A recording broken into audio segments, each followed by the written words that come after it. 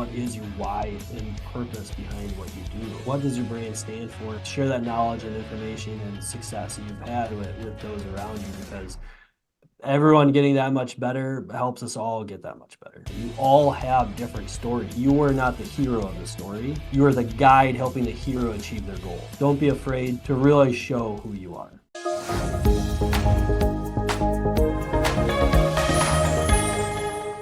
Welcome, everyone, to another episode of the Lift Your Shot podcast. I'm Kelsey Outram, and today we have an amazing guest. We have Bryce Evans from Auto Service Leader. Bryce, thank you so much for being with us today. Well, thanks for having me. Happy to be here. Yeah, so we're really excited to get the chat in terms of like the kind of new venture that you have going on, which is really exciting. But for those that may not know you, I know your name has been out there for a fair amount of time within the auto service industry, and so like I know have done amazing work. But why don't you give us a kind of a background in terms of what got you started into this industry and what's kind of led you to now creating a new thing? Definitely. So I've been in the industry for roughly 13 years, somewhere in there. Mhm. I am a journalist by trade. That's what I went to school for. And, I had dreams of being a writer and producing content and telling stories that hopefully would have an impact on people, make a difference in their lives, and, truly affect some changes, kind of the goal and the dream of every aspiring journalist. And I started out, I worked in newspapers for quite a while. Mostly covered sports. I worked in a newspaper in Colorado. I'm from the Twin Cities originally, and I moved back to the Twin Cities. I worked at the Minneapolis Star Tribune, which is the major metro paper here. And I just eventually got to a point where I needed a change and something different to find more purpose in my day-to-day work. I tell a story often that I had kind of this goal and this vision of what I wanted my career to be and the position I wanted to reach. And I had this plan all along to get there. It was going to take a step here at this newspaper, then I'd jump to this newspaper, then I'd get this job, then I'd progress there. And I was pretty fortunate in my early going that within 5 years or so into my career, I was kind of a step away from what I was hoping to do, and I was sitting in this large newsroom in Minneapolis, and literally had the desk and the cubicle next to the position that I wanted and that I dreamed of having, Mhm. and seeing the person in that role every day ended up kind of terrifying me that would be my future and what I was working toward. He was kind of beaten down, might not be the right word, but definitely grizzled from the experience, maybe a little cynical on his profession, and Mhm. seemed to be sick of the mundane and routine of what happened year over year and doing the same thing over and over again. And I had this kind of realization in my head that I can't imagine myself doing what he is doing in 5 years, let alone for the next 50 years potentially of my life. Journalists don't get paid very well, so you don't have high hopes of when you're retiring and things.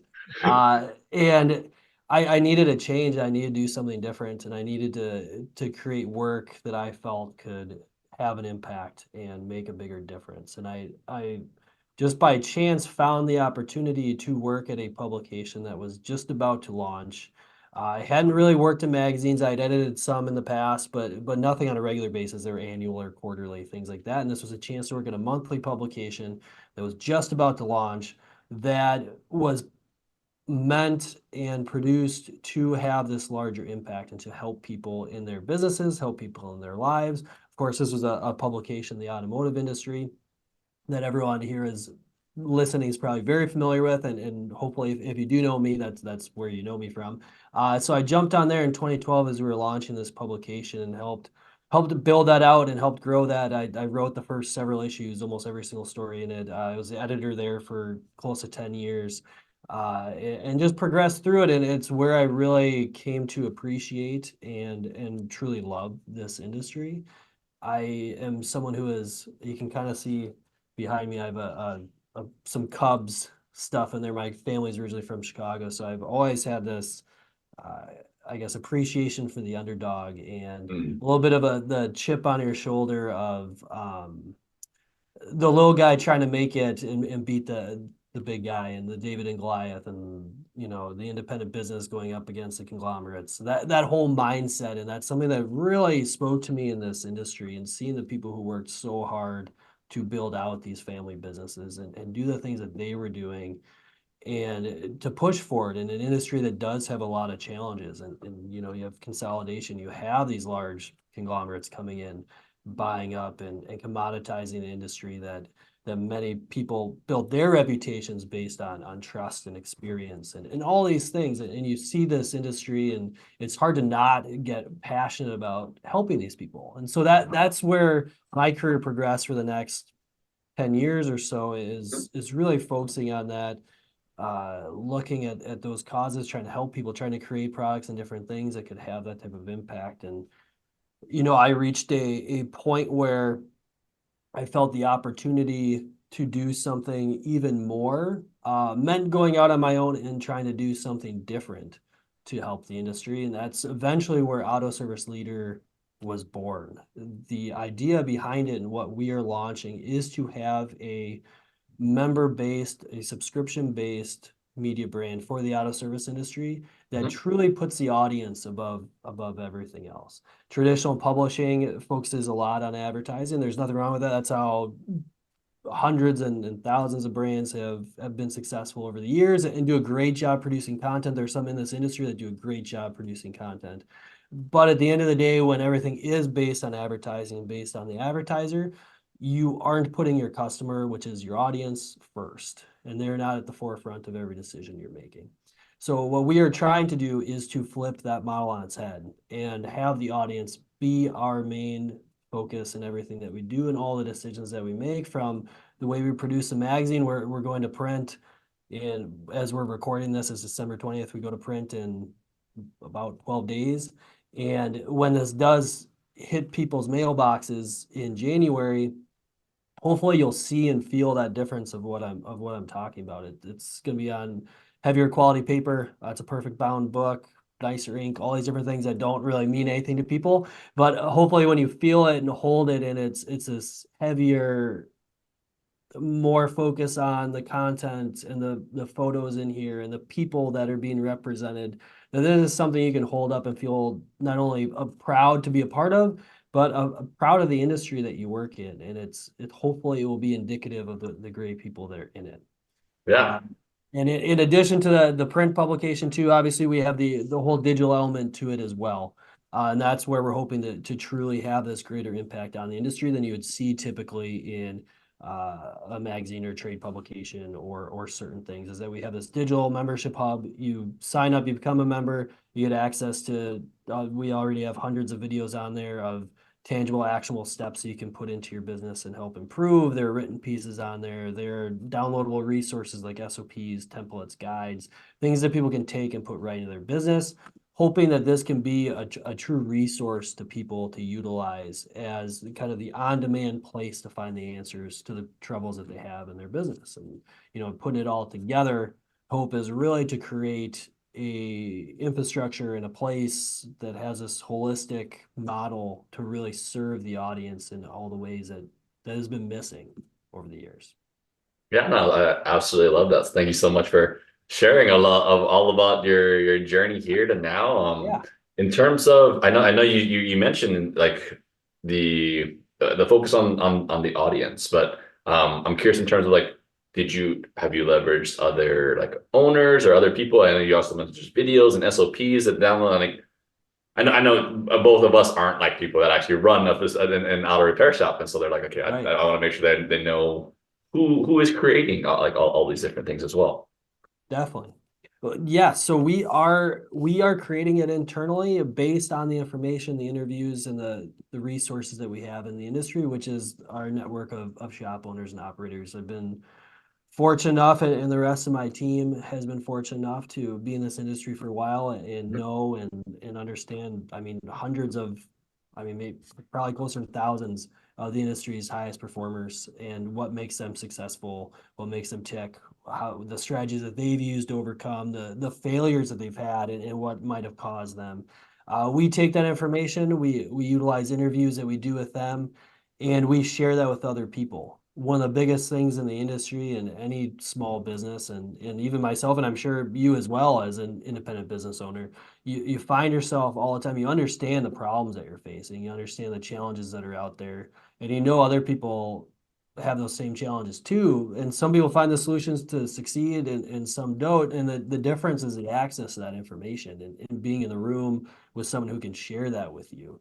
And one of the things that we are able to do with the model that we have and how we do this is that you become a member and you have access to this information. We're putting you in the room with all these great people, all the shop owners and operators you might see on our website. You have the opportunity to hear directly from them what made this difference, how they did in their business. There are a lot of different variables that make someone's shop in Delaware different than someone's shop in Arizona, but the fundamentals of it are usually the same. And if you understand how someone did it here, you can understand how to do it where you are. And hopefully we can be that connector, if you will, in the industry that allows people to get that information from each other and allows that sharing to take place. Yeah, absolutely. And again, for some of you, if you're not aware and haven't been to the website yet, I mean, you can see some of those leaders and auto repair shop owners and the success that they've had. You can quickly just visit their website of their sales, and you can quickly gather the knowledge of like, okay, this person definitely has their ducks in a row and knows a lot what they're talking about. So the information and some of the snippets I've seen are very, very valuable. So I highly suggest those that maybe are unaware to please go at least check it out, visit it. But now I want to dig in a little bit into just the overall, like the importance of storytelling, the importance of like sharing your brand. So I think a lot of shops, like a lot of owners are very, very hardworking. They serve their community, but there isn't quite that next step of like sharing their brand and kind of what it means online or knowing how. So like for you, Bryson, and I know you've been doing this for a while in terms of like this gathering stories from different shops and like you can dig in behind like that extra layer and finding out like, okay, what is making them tick? And oh my goodness, this is amazing. We need to share this with people. So what would be kind of your suggestions of steps for shop owners to best kind of start sharing their brand? Definitely. I think the biggest thing is understanding that your brand does have a story. People think of themselves very much in terms of the what and how of what they do, and too often ignore some of that why and also the backstory and the context to it all. Storytelling has a super large opportunity to have this incredible impact on your customers, whether you are a independent repair shop, whether you're a marketing agency, no matter what you are doing, the storytelling aspect of it is how you connect to people. Stories help people to better understand each other. It creates the empathy you need to find solutions, and it has this higher level connecting factor than just marketing or throwing an ad out there, a deal that too often commoditizes what you do. And that is a problem. And as a consumer in the auto repair space as well, I feel that is something that I see missing very often in the marketing pieces that I see just in my area of shops sending me stuff and direct mail pieces and getting ads on social media, things like that. Is everything is a what and a price and a how they do it and what they do, and not much is why I should choose them over somebody else and why there's that difference. And telling the story of your brand and the story of your company and the story of your people is a way to truly do that and connect. So what I think usually some of the simplest steps are is to truly identify what differentiates you as a not only a repair shop, but as a business operator, as a business owner, what it differentiates your team, who are you, and what does your brand stand for, and what is your why and purpose behind what you do. And finding the simplest way to articulate that and going through a process of defining if you have a company mission statement, you have company values, and you have a purpose that you are driving toward. How do you sum that up in one or two sentences to somebody? If you were the old elevator pitch concept, if you're trapped in an elevator for 11 seconds, what would you say to someone to tell them why your shop is so different than everyone else's? And the one thing that I can say from interviewing thousands of shops over the last dozen years is that every shop is very different. Every Mhm. business owner is very different. You all have different stories, even if it seems like you don't. Not to give away a concept that we have coming up in the magazine, but we purposely profiled two shops that are within, I don't even think it's, I'd have to check, and it will be accurate in the story, but I don't even think they're a mile apart. And they're drastically different businesses, both succeeding super well in the same location, basically, with a very similar client base and market at their disposal, and completely different stories. And I think people need to understand that they are a unique operation. No matter how you define what makes you unique, you need to define it. So that would be step number one. The second part is to remember in telling your story is kind of your place in it.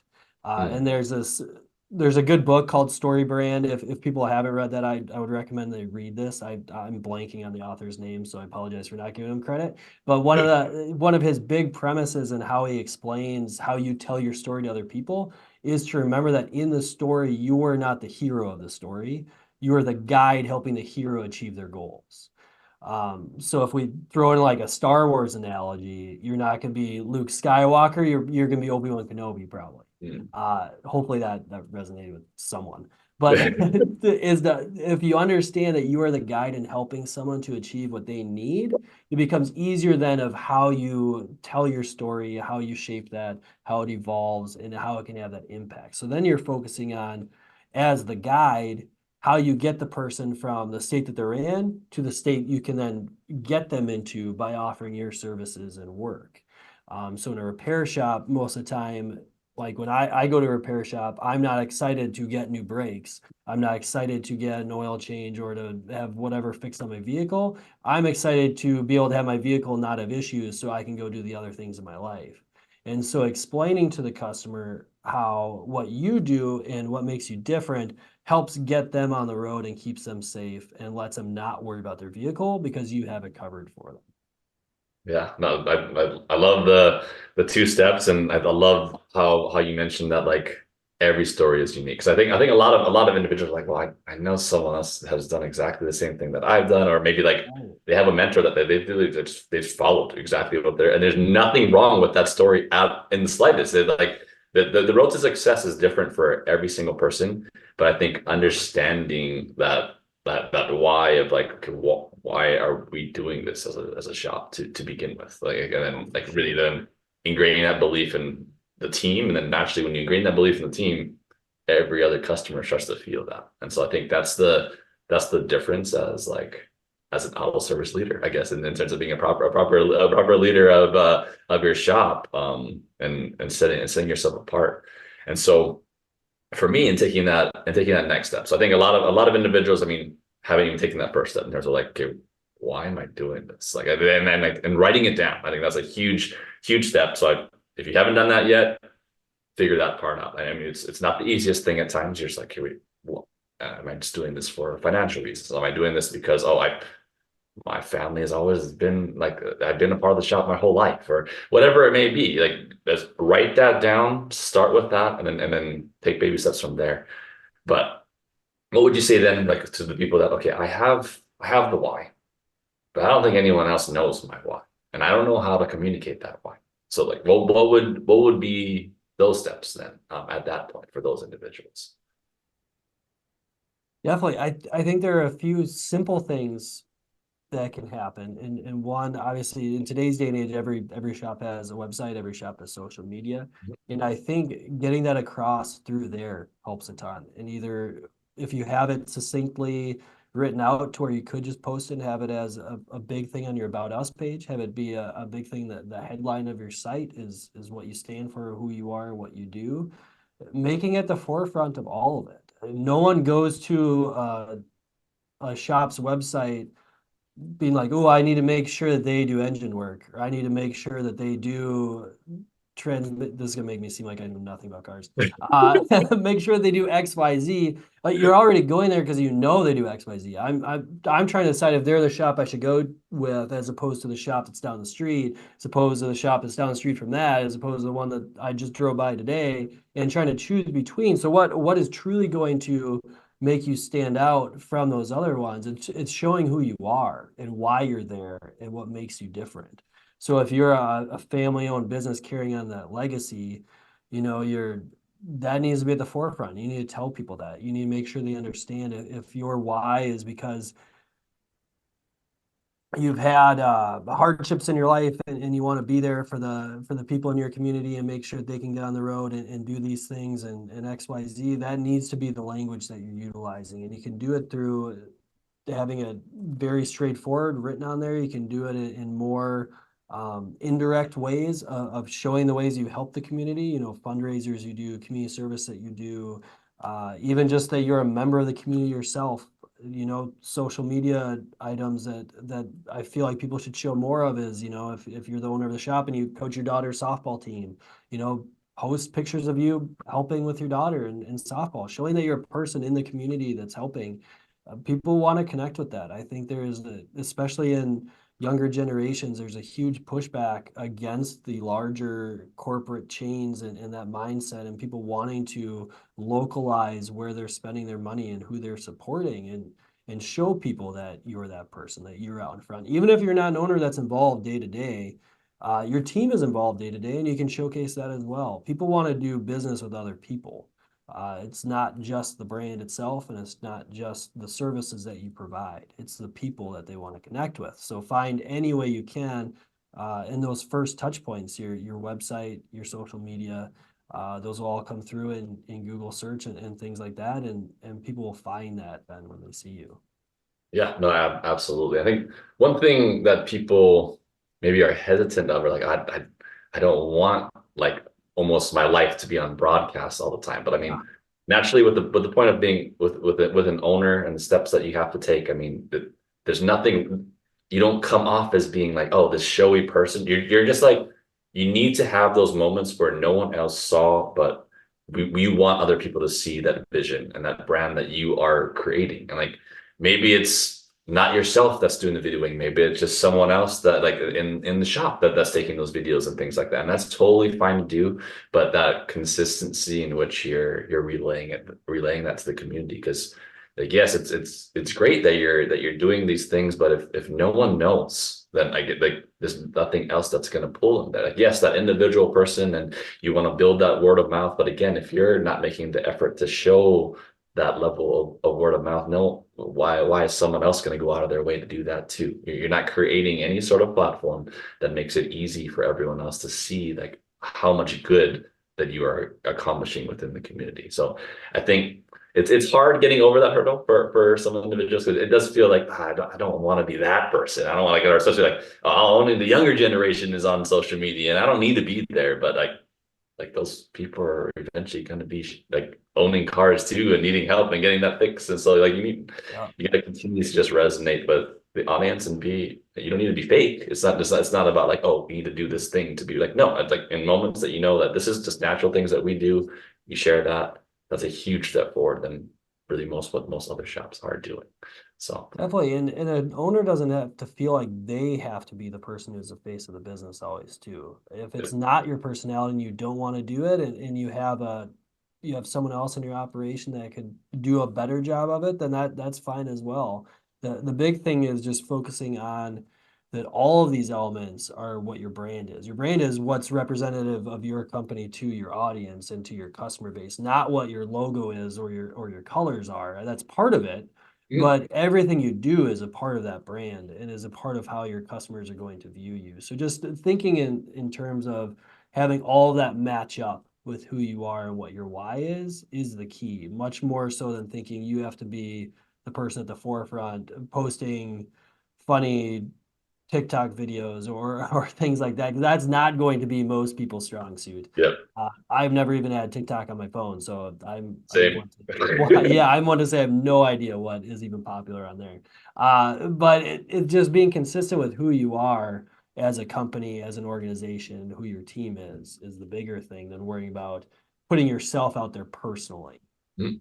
Yep, and I think it's like doing little simple things, like just like when you're in the shop, shaking your team's hand, shaking your customers' hands, and there's like it's little things, and like yes, if someone in your shop every once in a while, like a worker, like videos you doing that, like on the side, great, but you're just know that like you're not doing that for the camera. You're just like this is what little Totally. things that you respect the community for coming out, and this is how you want to serve them. You're doing little things outside the shop, like you're supporting other organizations, you're supporting your neighboring business next door or whatever it is. Like little things like that, they'll all accumulate. People start resonating that within the community. They constantly see your face everywhere doing good things. It's like, oh, Right. why would I not want to also be a part of that story too? So Yeah, in-person thing is a great concept that you mentioned too, is people don't think about that as part of it as well, and how that needs to match. So if you're this friendly family-owned business and that's what you're presenting online, you need to be that in person when they do see you, whether it's in the walls of your shop or out in the community. yeah, and it's not every day. Like again, it's not an everyday thing. So, Yeah. but I think those little steps are important.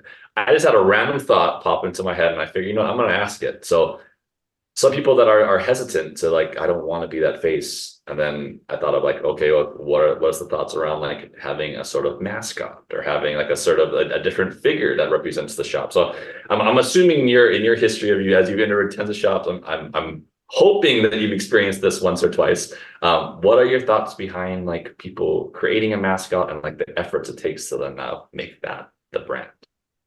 Sure, I have seen people do that, and I've seen people do it to where it's a cartoon figure that's just used in promos and things, or people using like their own dog or a Yep. cat or things like that to represent the shop.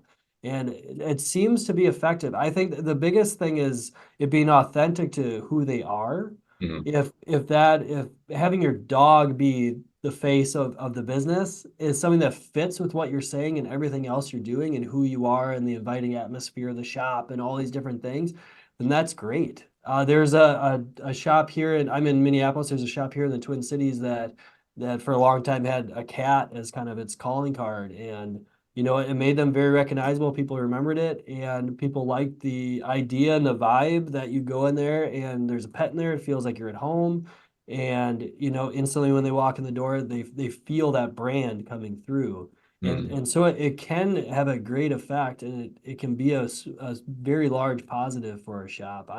My only suggestion would be to make sure that you're making it authentic to who you are, and not that you're a buttoned up, proper Euro shop working on high-end vehicles, and then you have uh, a cartoon golden retriever as your mascot online, and then you go in the shop and it has nothing to do with that. I don't think it works in those type of obviously that's an extreme and really bad hypothetical, but so that situation wouldn't work well. But the example of the cat and things like that, I think can be super effective for people.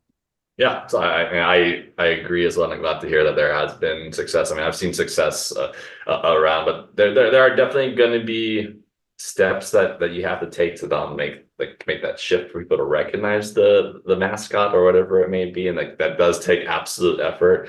But know that, I mean, yeah, I think you hit it on the head in terms of like that authenticity. Like if you hate cats and you want your mascot to be a cat because like, oh, other people like cats, like that it's going to come off so fake. Like again, Yeah. you don't have any incentive to make that be a thing because you're like, I honestly don't even like this, but I know that everyone else does. Like you're not here to appease everyone else because that's what you think. Like no, you like if it resonates with you, it'll naturally resonate with the right people that you're also trying to bring in.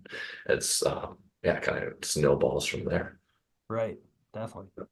So awesome. Well, yeah, I think we've hit some amazing points so far in terms of okay, start with the why, and so I think and also there's a book called Start with Why by Simon Sinek, but it's slightly different in terms of the brand. It's more of like start with why within the company culture, but I think this can resonate also with brand storytelling. But I think that's important there. And now we've talked about okay, that next step of taking like okay, the brand and how do I make that recognizable in the community? I think we touched on amazing points on that in terms of hey, consistency, getting out there, videoing it or writing about it or doing something along those lines. But for those that maybe want to take their story a step further and they're like, hey, I want to share it, but I don't know how. I think this is perfectly where you come. But what would be kind of your go-to ways of like, hey, this is how you can now get your story to like that next level to have other owners hear about this story and maybe share that with them. Like what is the best way to kind of go about that? Sure. There are a lot of different ways you can do that. I think the first is understanding what your story is. If that is something you struggle with, there are a lot of people that can help you kind of dig to the bottom of that. I'm sure a lot of marketing organizations can do that. We're happy to interview you and talk to you about it and help shape that for you.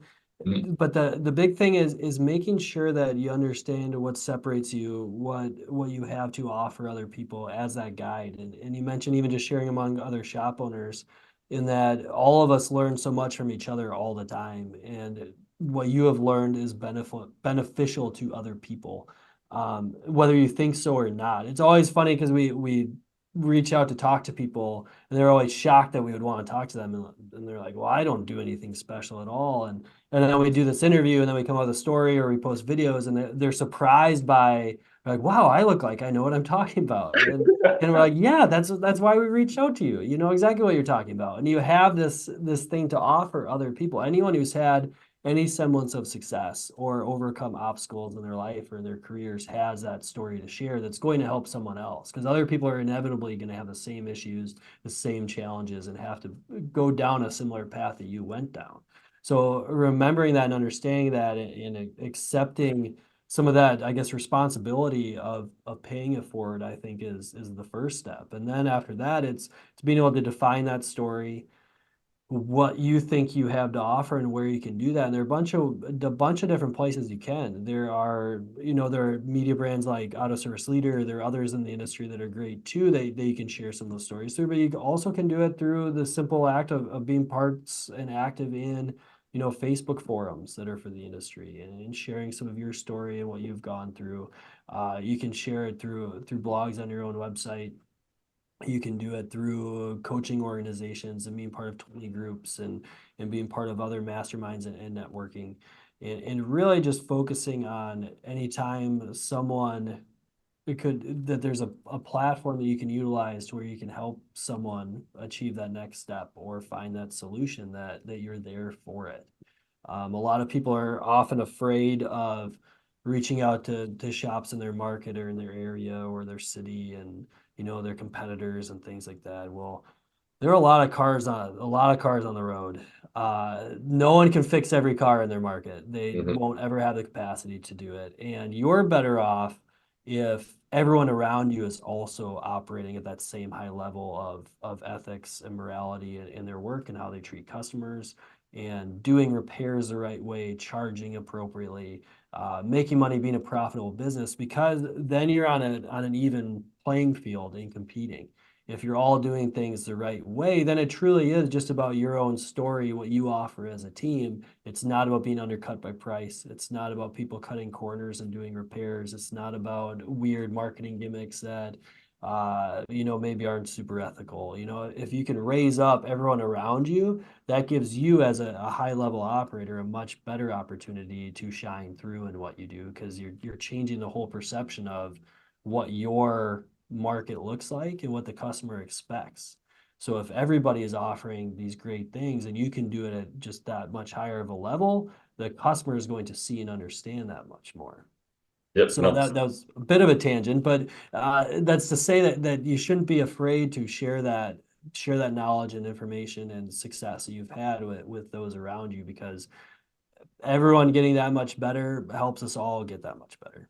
Yeah, absolutely. And I think also a big thing to note is like don't only share your story when you've had success. Like sharing your story when there's a hardship going on, and then like there's guarantee there's someone out there that probably dealt with something very, very similar, and this was their solution. So like in a sense, like yes, it's like more of you broadcasting your story as a question for or a plea for help, but it's still your story in the moment. So like do not hesitate and be afraid that like, hey, this can quickly turn around because this industry is so supportive of each other. So like, I mean, even if you're like, hey, yeah, my neighbor next door, he's the worst. Like in terms of like they're the auto repair shop, he would never help me, but it's still like there's other shops all over the country that then are would leaps and bounds be willing to help you and see like this is how I would suggest fixing the situation, or I went through something just like this. These are the steps I did for success. So like everyone's on a different part of their story, but just like sharing where you currently are, I think is so important. Don't just be like, oh, I'm not successful, so I probably shouldn't share anything. Like, no, like those are the best times that where like you can share, and then you can see the others that will step up and help for you. Definitely, definitely. So yeah, I think we've hit on a lot of different things today. Hopefully for all of you still listening, that you've taken at least something out of it in terms of like whatever step you are in terms of your brand storytelling process for your shop. Like if you haven't started, great. There's no better time to start than now. We're going into the new year. Make it a goal. Maybe like, yeah, I want to at least before the new year starts, I want to just write down why did I even open an repair shop? And if you get to that point, guarantee we can take steps from there. Or if you're a little bit further along, like I already know the why, how do I know that? Like make my team like know what it is, why we're doing it, then take the steps there. If you don't know where to go, ask a question. Like I guarantee there's others again very successful that I've done this before. So, but Bryce, what would be your one last piece of advice for those that are like, hey, I want to create the best brand possible. How do I do that, Bryce? What would be kind of your one piece of advice for them? Sure. I would say it's a kind of two parts. One is to not overthink it. It doesn't have to be complicated and crazy and out there and so drastically different that you almost don't even sound like an auto repair shop anymore. So don't put too much pressure on the idea. Mhm. And then don't be hesitant to oversell or don't undersell who you are and what makes you different, because you are different, you are unique, and you have an opportunity to truly showcase that and connect with people because of that. So don't be afraid to really show who you are. Yeah, I love that. So for those of you that like, for those people that maybe like, hey, I have a story for you, Bryce. I want to share this with you, or they just like, hey, I want to ask some questions or maybe connect with some of the other leaders that you have on your website, but they just know how to reach out to you. What would be the best way to reach out to you? You can find all our contact info. It's autoserviceleader.com. There's more information on our program there. Also, all of our contact information too. So check it out, reach out. You can find me on LinkedIn, Facebook, things like that too. Feel free to connect, direct message me, all that kind of stuff too. Perfect. All right. Well, Bryce, thank you so much for being here. Those of you that are still watching, thank you so much for still being on. If you like the video, subscribe if you haven't subscribed, that'd be great. But thanks again. I'm Kelsey with the Lift Your Shop podcast. Talk to you guys again soon. Bye.